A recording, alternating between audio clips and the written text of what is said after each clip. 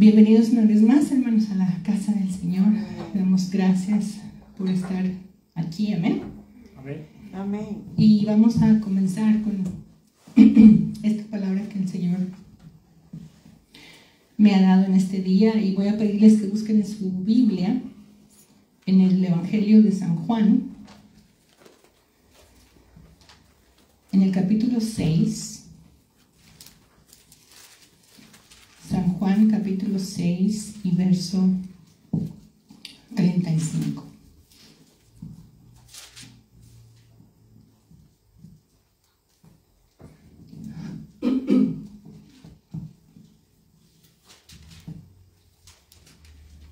San Juan 6:35, y cuando lo tengan, si pueden ponerse de pie para dar lectura a la palabra. Amén. 35, amén. San Juan 6:35. Amén. Amén. ¿Lo tenemos? Amén. Y dice la palabra en el nombre de Jesús. Dice: Jesús les dijo: yo soy el pan de vida. El que a mí viene nunca tendrá hambre, y el que en mí cree no tendrá sed jamás. Padre, te pedimos, Señor, que añadas bendición a tu palabra. En el nombre de Jesús. En tus manos estamos, Señor. Amén. Pueden sentarse, hermano. Amén. Este pasaje en la Escritura, hermanos, viene después de que Jesús alimentó a 5,000 hombres, ¿verdad? ¿Se acuerdan de ese pasaje? Donde está el Señor enseñando, ¿verdad? Y tienen hambre, y hay 5,000 hombres, que equivale, dicen que, no sé, más mujeres y niños. ¿Cuántos? Por lo menos unos 20,000, ¿verdad? Y alimentó a todas esas personas con solamente 5 panes de cebada y 2 pececillos. Amén. Y dice que después de repartir a todos, después que todos se saciaron, todavía recogieron 12 cestas llenas, ¿verdad? Con todo lo que sobró. Así que es el milagro, ¿verdad? De la multiplicación. Y la gente pues estaba buscándolo, ¿verdad? ¿Dónde está? Lo estaba siguiendo, estaba queriendo estar con él. Y el Señor les dice: ustedes me están buscando porque les di de comer, porque se saciaron, ¿verdad? Pero ustedes están enfocándose en el pan o en la comida que perece, porque solamente Él satisface, ¿verdad? Solamente Él da la vida. Y el Señor, entonces, en ese intercambio, ¿verdad?, con las personas, que le está diciendo: es que ustedes están enfocando en la comida que les di. Pero ahí mismo donde estamos en Juan 6, vamos a leer un poquito de ese intercambio. Miren, en el verso 31, ahí en el Juan 6, 31. Dice: nuestros padres comieron el maná en el desierto, como está escrito: pan del cielo les dio a comer. Así que ellos están diciendo, ¿verdad?, que ellos recibieron el pan del cielo porque Jesús les había dicho antes que Él era el pan del cielo. Entonces ellos les dicen: no, nuestros padres comieron el pan del cielo, ¿verdad?, el maná que les dio el Señor.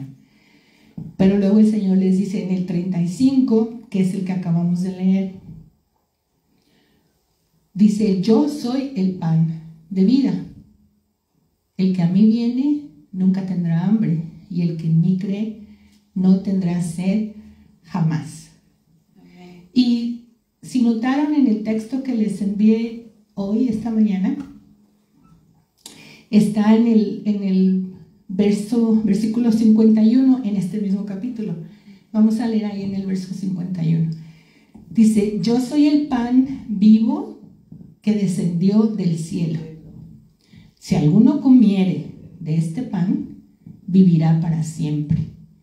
Y el pan que yo daré es mi carne, la cual yo daré por la vida del mundo. Amén. Así que ahí está diciendo esto, ¿verdad? Algo que a ellos les sonó extraño, porque dicen, ¿cómo es que nos vamos a comer tu cuerpo, ¿verdad? Tu carne? Eso no es posible. Pero luego en el verso 53 viene otra explicación de Jesús. En el verso 53 dice, Jesús les dijo, de cierto os digo, si no coméis la carne del Hijo del Hombre y bebéis su sangre, no tenéis vida en vosotros. El que come mi carne y bebe mi sangre tiene vida eterna, y yo le resucitaré en el día postrero. Porque mi carne es verdadera comida y mi sangre es verdadera bebida. El que come mi carne y bebe mi sangre, en mí permanece, y yo en él. Así que ahí está hablando el Señor de esa permanecer, ¿verdad? De ese pertenecer.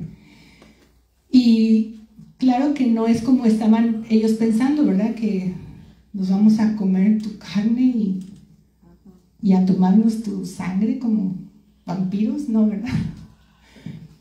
Pero Él dice, si no comes de mi carne y bebes de mi sangre, entonces no tienes vida. No vas a tener vida. Porque el que bebe y come, en mí permanece. Eso nos habla, hermanos, de una intimidad con el Señor.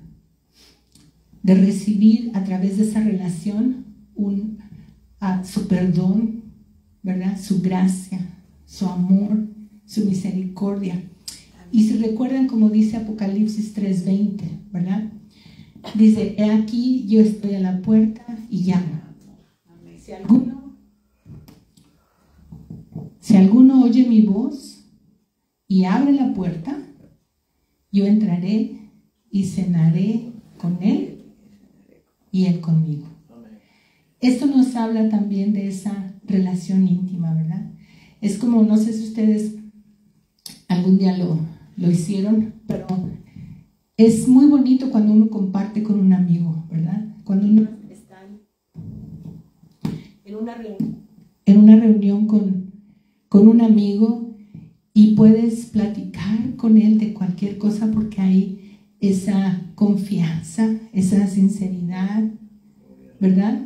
Ese amor, esa buena relación, esa camaradería, que puedes estar horas y horas hablando, ¿verdad? A veces toda la noche te amanece y tú sigues platicando porque hay tantas cosas en común, tanto de que esa relación que se ha alimentado, ¿verdad? Por tiempo. Y eso es lo que nos habla de esa intimidad que el Señor quiere tener con nosotros. Fíjense cómo, no sé si ustedes han ido alguna vez a este restaurante, ¿cómo se llama? El Olive Garden. Cuando ustedes van ahí, antes de que siquiera pidan su platillo, llega el mesero con una canastita con pan, con un pan riquísimo con ajo y queso. Y le ponen mantequilla y todo, y mientras está usted esperando que le traigan su platillo, pues está come el panito con mantequilla, y sabe riquísimo ese pan, porque viene calientito. Y muchas veces come uno tanto de este pan, que ya cuando llega el plato, ¿verdad? Ya no tienes hambre, ya no te cabe, porque ya te llenaste con todo el pan. O también en algunos, no hay muchos, pero algunos restaurantes mexicanos te ponen también una canastita con tostadas, ¿verdad? Con tostaditas y salsa, y algunos ponen hasta frijolitos refritos. También un platito y está uno comiendo tostadas con frijoles, con salsa, Y pasa lo mismo, ya cuando te traen el plato, ya te llenaste de chips con salsa y frijoles. La idea es que comimos tanto de eso que estaba rico, ¿verdad? Que ya no tenemos espacio para otra cosa. Nos saciamos con eso. Y es esa intimidad con el Señor, que nos llenemos tanto de Él, que no tenga en nuestra vida lugar para otra cosa. Porque esa es la verdadera vida. Esa es la vida abundante que el Señor nos viene a dar. Gloria. Cuando tenemos esa relación con Él. Así es que cuando Jesús les está diciendo esto, ¿verdad? Después de unos días se va a celebrar la Pascua, ¿verdad? Y todos los evangelios hablan de la celebración de la Pascua, de esta última cena, ¿verdad? Que se conoce también. Así que el Señor Jesús, sabiendo que esta iba a ser su última Pascua y su última cena con sus discípulos, Él está emocionado y quiere participar con ellos. Y vamos un poquito atrás a Lucas, ahí el libro anterior, ahí en Lucas, capítulo 22,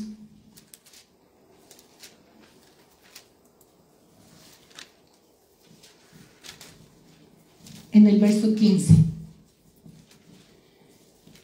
Y mire cómo dice. Y les dijo: cuánto he deseado comer con vosotros esta Pascua antes que padezca. Si recordamos, hermanos, toda la simbología, ¿verdad?, que hay en el sacrificio de animales para cubrir el pecado, ¿verdad? Si nos vamos hasta Génesis, cuando acaba el Señor de crear todas las cosas, ¿verdad? Apenas en el primer y segundo capítulo de Génesis, que el Señor está creando todas las cosas, y viene el tercer capítulo y el hombre ya pecó, ¿verdad? ¿Y qué hace el Señor? Tuvo que sacrificar un animal inocente, porque dice la palabra que les hizo pieles, ¿verdad?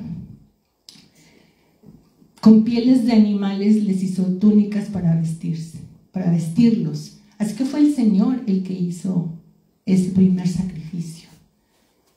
Un animal inocente tuvo que morir para que ellos pudieran cubrirse. Y después, cuando Dios hace el pacto con Abraham, recuerdan, también hay un sacrificio de animales, ¿verdad? Porque los pactos se sellaban con sangre. Así que también ahí hubo animales que se tuvieron que sacrificar para ese pacto que hizo el Señor con Abraham. Y después viene la primera Pascua, ¿verdad? Que fue cuando el pueblo de Israel estaba como esclavo en Egipto y el Señor los va a liberar de esa esclavitud y les dice que celebren esa primera Pascua, que se trataba de que también escogieran un cordero limpio, perfecto, sin mancha, y lo sacrificaran, y con la sangre puesta, ¿verdad?, en los dinteles de la puerta, todos los que estaban dentro de la casa iban a ser salvos, porque el ángel de la muerte iba a pasar, iba a ver la sangre en la puerta, iba a pasar por encima y no iba a morir el primogénito en esa casa. Esa fue la primera Pascua. Y el Señor les dijo, ¿verdad?, que cada año tenían que celebrar la Pascua. Cada año. Era una fiesta solemne, porque era un recordatorio de dónde los había sacado el Señor, ¿verdad?, de la esclavitud. Era recordar lo que el Señor había hecho por ellos, pero también era la promesa de la redención futura. Así que cada año tenían que celebrar la Pascua, ¿verdad? Recordando, como les digo, la liberación de Egipto, pero también la promesa de redención final. Porque sabemos que el pueblo de Israel estaba esperando ese Mesías que los iba a redimir, ¿verdad? Así que cada año celebraban la Pascua, cada año sin faltar. Y este año, en esta ocasión, Jesús y todos sus discípulos habían estado participando de Pascuas cada año, ¿verdad? Pero esta vez el Señor hace algo diferente. Dice que él anhela, ¿verdad? Lo que leímos ahí, anhelaba celebrar esta Pascua. ¿Por qué? Bueno, porque el Señor hace algo diferente ahí. Miren, vamos ahí mismo a Lucas 22, ahora en el verso 19. Ahí es donde el Señor instituye lo que conocemos como la Cena del Señor. En el verso 19 dice: y tomó el pan y dio gracias, y lo partió y les dio, diciendo: esto es mi cuerpo, que por vosotros es dado. Haced esto en memoria de mí. De igual manera, después que hubo cenado, tomó la copa, diciendo: esta copa es el nuevo pacto en mi sangre, que por vosotros se derrama. Amén. Estaban celebrando la Pascua, pero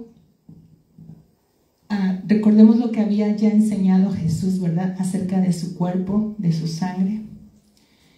Ahora están ahí en la cena, en medio de la cena, y el Señor les da algo nuevo. Porque dicen, ahora ya no va a ser la Pascua. Cuando coman esta comida, ya no va a ser para recordar la salida de Egipto. Ahora lo van a hacer para conmemorarme a mí.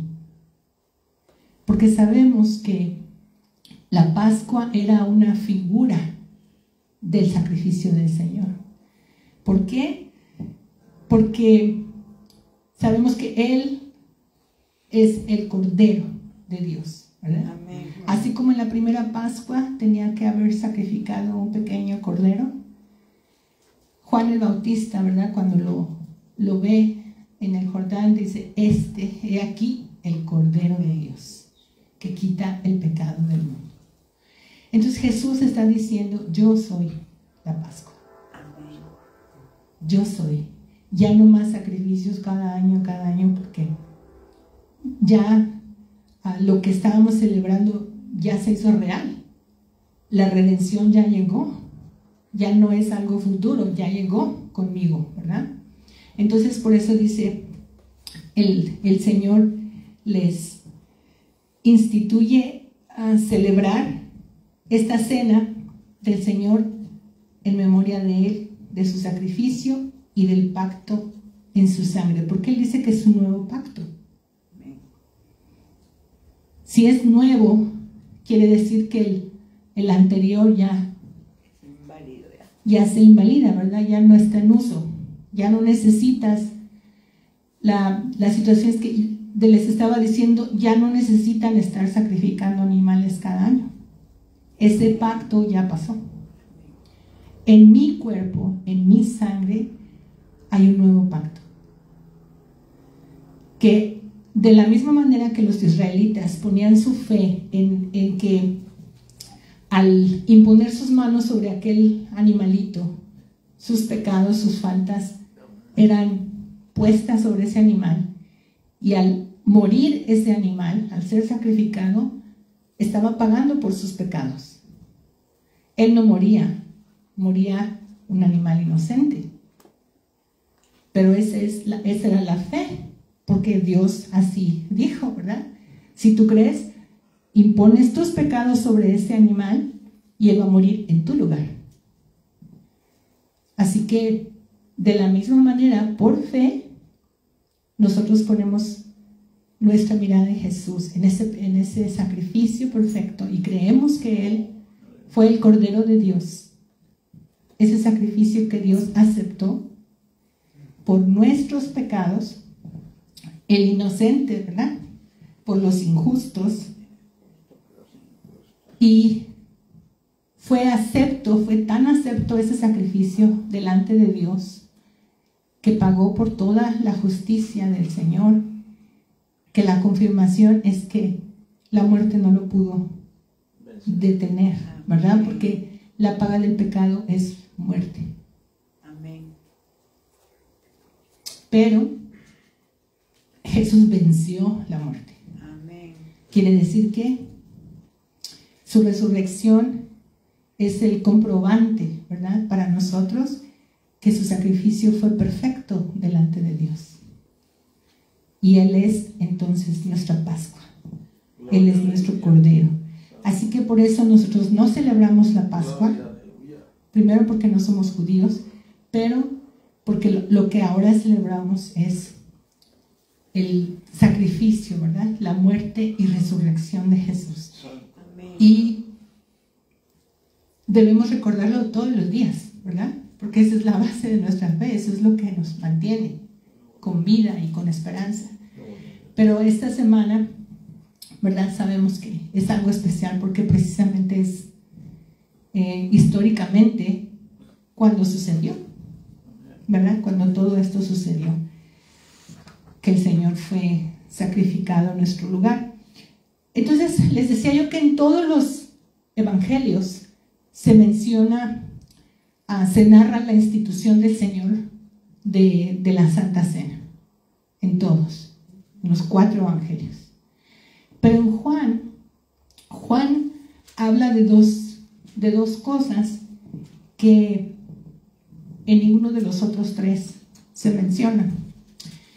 Y quisiera que viéramos un poquito de eso.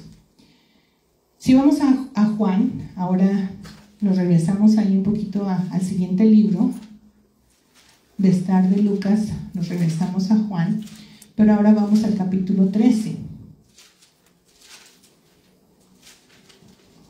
Capítulo 13.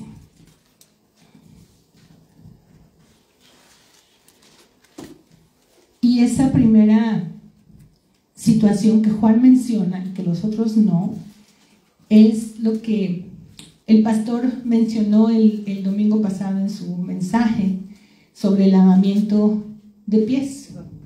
¿Se acuerdan? Y lo vamos a leer ahí en el capítulo 13, verso 13.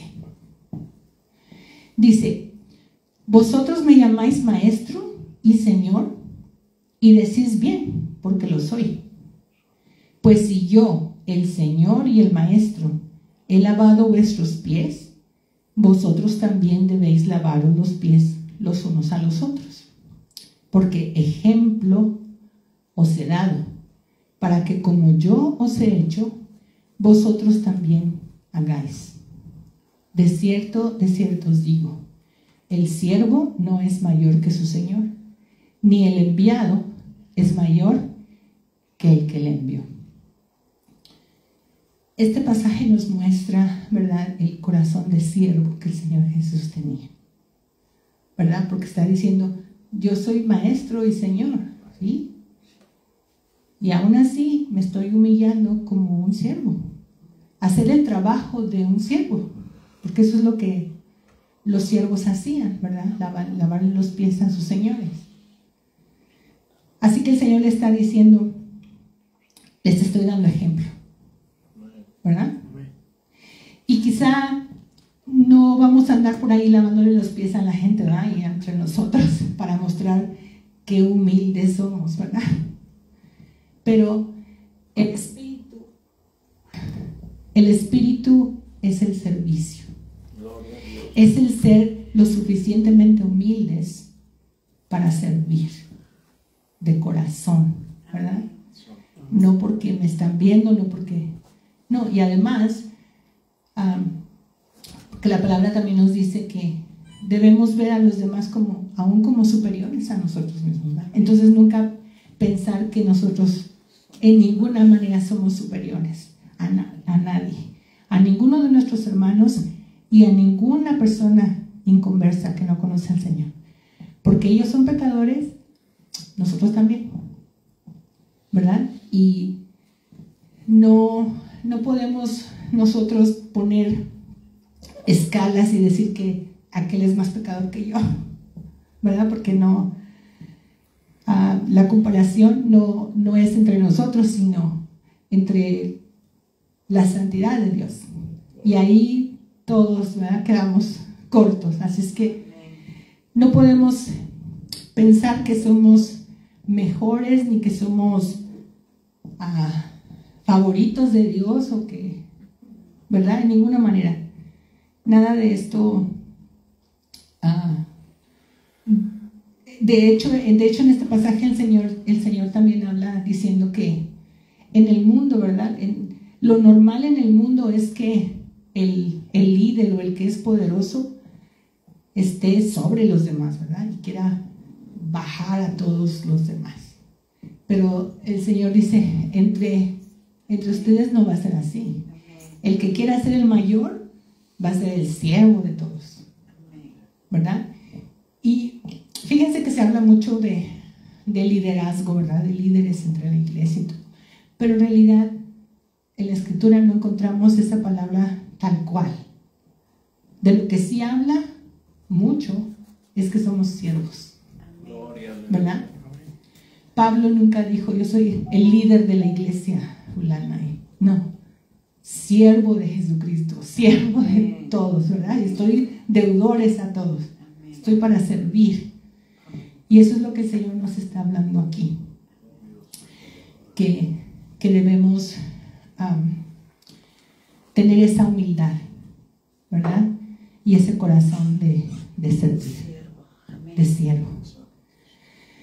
El segundo punto que está también ahí en Juan está en el verso 34 y 35. Y dice: un mandamiento nuevo os doy, que os améis unos a otros, como yo os he amado, que también os améis unos a otros. En esto conocerán todos que sois mis discípulos, si tuviereis amor los unos con los otros. Wow. Recordemos, hermanos, que Dios escogió a Israel para mostrarse al mundo a través de ellos, ¿verdad? No porque fueran nada especial ni mejores que los demás pueblos. Eran especiales porque Dios estaba con ellos, porque Dios los protegía, Dios los guardaba, Dios les proveía lo que necesitaban, Dios los defendía.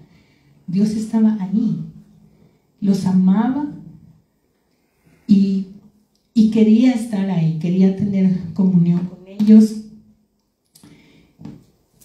Y la cuestión es que lo único que les pedía era que guardaran sus mandamientos, que le amaran, ¿verdad? Y que fueran santos, como Él es santo. Una nación santa, apartada, diferente de todas las demás. Ese era el propósito del Señor cuando escogió a Israel, que Israel fuera diferente a todas las naciones. Por eso todas las leyes, ¿verdad?, de limpieza, de pureza, de santidad, porque quería en Israel mostrar su naturaleza de pureza y de santidad. Y lo mismo está pidiendo de nosotros. La palabra dice, ¿verdad?, que nosotros somos también un pueblo escogido, ¿verdad?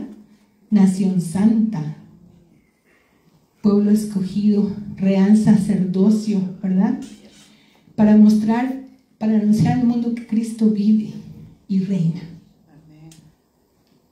Y quizá la mejor o la única manera de realmente transmitir y proclamar esa palabra es teniendo amor unos con otros y amando al prójimo como a nosotros mismos. El mismo Señor Jesús, ¿verdad? Dijo que en 2 mandamientos se resumía toda la ley y los profetas, en amar a Dios y amar a nuestro prójimo. Y Juan, ¿verdad? Que se conoce como el apóstol del amor.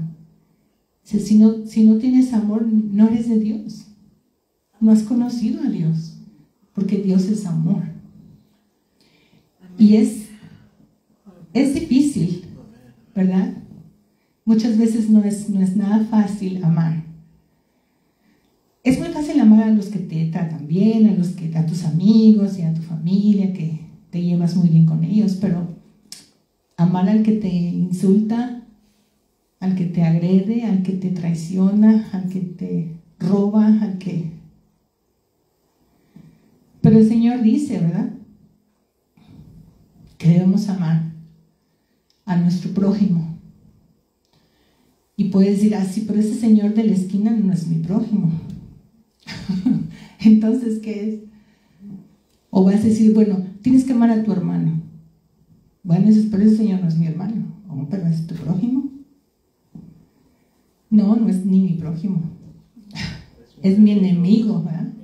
Bueno, pues el Señor dice que tienes que amar a tus enemigos. Así es que no nos queda nada, ¿no? Con el Señor no podemos escaparnos de ese mandamiento. Tenemos que amar. Tenemos que amar. Y es la única manera realmente de reflejar el carácter de Dios, porque Dios es amor. Amén. Y sí es difícil, pero si Él lo dice es porque Él nos capacita, ¿verdad? Él nos equipa para hacerlo, porque dice que ya nos dio, ¿verdad? Derramó de su amor ya por el Espíritu Santo que nos fue dado. El Señor que vive en nosotros, el Espíritu Santo, es amor también, porque es Dios. Solamente necesitamos aprender a dejarlo fluir, ¿verdad? A dejarlo fluir, rebosar. Y la única manera es que nosotros nos llenemos de Él, nos saciemos de Él.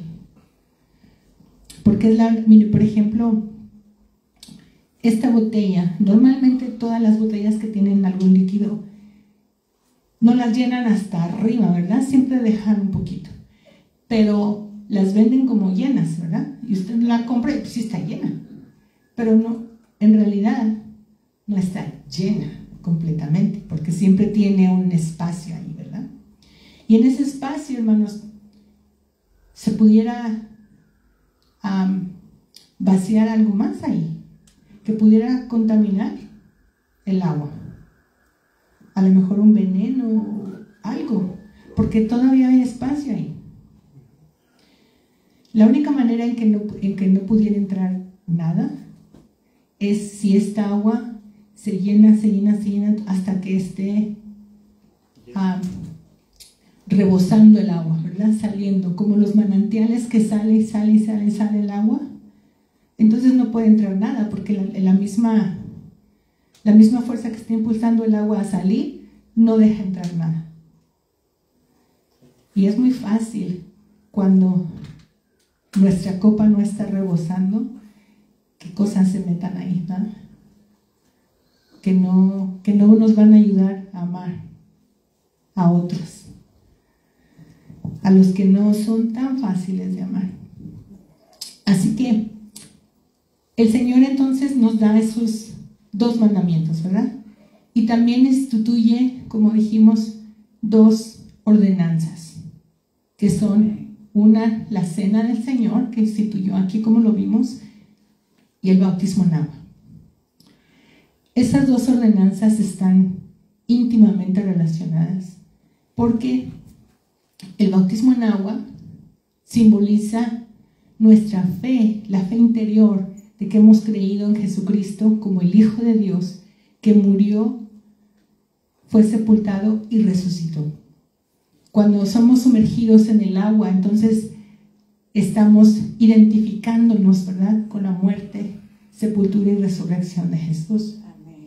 Y el Señor nos dice que debemos hacerlo porque es un testimonio público de nuestra fe, de que hemos creído esto. Y la Santa Cena, lo que dijimos es que el Señor Jesús está diciendo, acuérdense de mi pacto cada vez que tomen la cena y proclamen que yo vengo. Gloria a Dios. Entonces, el tomar la Santa Cena también es un acto de fe, porque estamos también anunciando, ¿verdad?, que hemos caído, que estamos recibiendo simbólicamente el cuerpo y la sangre de Cristo que nos han limpiado, que nos revestimos de Cristo y estamos anunciando que Él viene otra vez. Amén. Gloria, aleluya. Que es la esperanza, ¿verdad? Que es lo que estamos esperando todos. Así que en esta noche preparemos nuestro corazón para tomar la Santa Cena. Amén. Y proclamar así que creemos en su sacrificio perfecto por nosotros, como el Cordero de Dios que fue inmolado por su muerte en nuestro lugar, su resurrección, ¿verdad?, que como dije garantiza nuestra vida eterna y la reconciliación con Dios. Amén. Y la constante comunión con el Espíritu Santo. Amén. Recordemos que si no fuera por la muerte del Señor, no tendríamos nada de esto. No podríamos tener paz con Dios. No podríamos tener esa reconciliación. Seguiríamos siendo enemigos de Dios. Y no tendríamos, ¿verdad?, esa comunión con el dulce Espíritu Santo que ha venido a morar en nosotros, que está con nosotros y en nosotros, y que es el que nos lleva a toda verdad y a toda justicia. El Consolador que el Señor envió como regalo para la iglesia. La salvación es el regalo de Dios al mundo, pero el Espíritu Santo es el regalo para la iglesia. Amén. Y debemos de recibirlo con ese gozo, ¿verdad?, y esa gratitud siempre, de que Dios está con nosotros, siempre, siempre.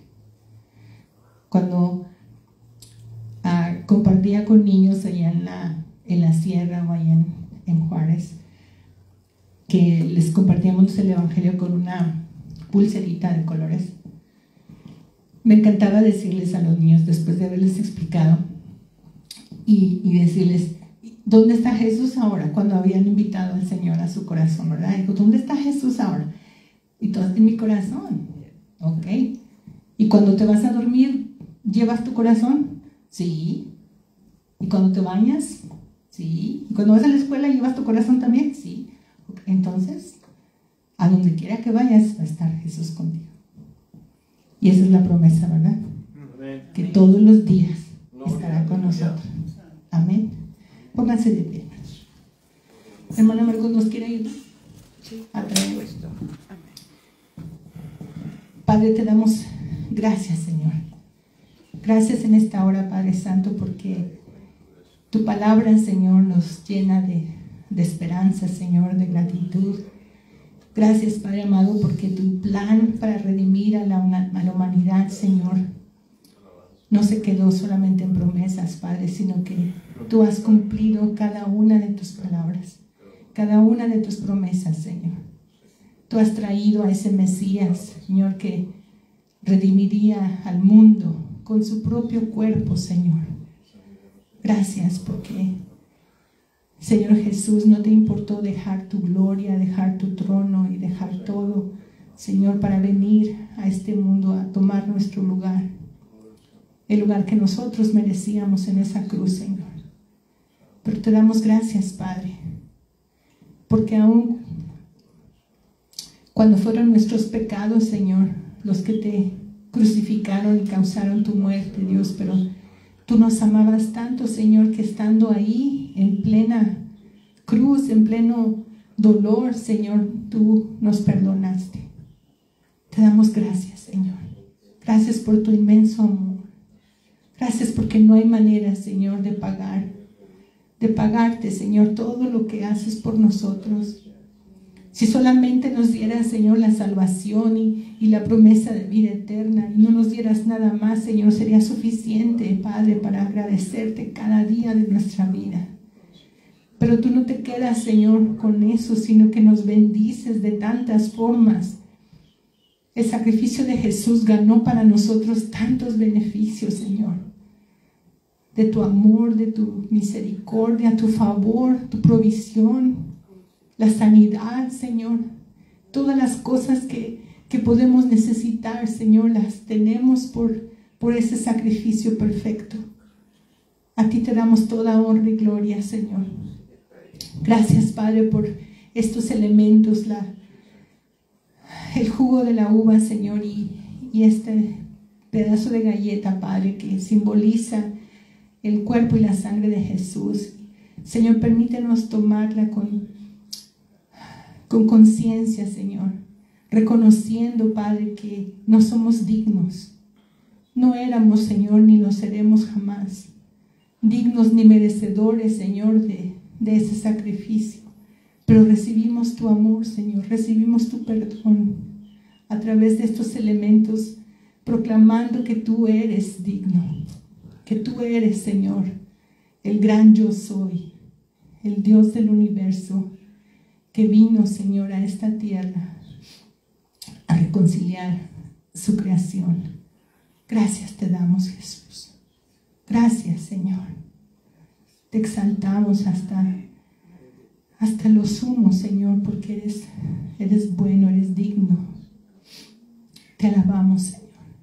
Bendice estos elementos, Señor, y permítenos recibirlos, Padre, con gratitud y con gozo y con expectación, Señor, de que un día tú vas a venir por nosotros.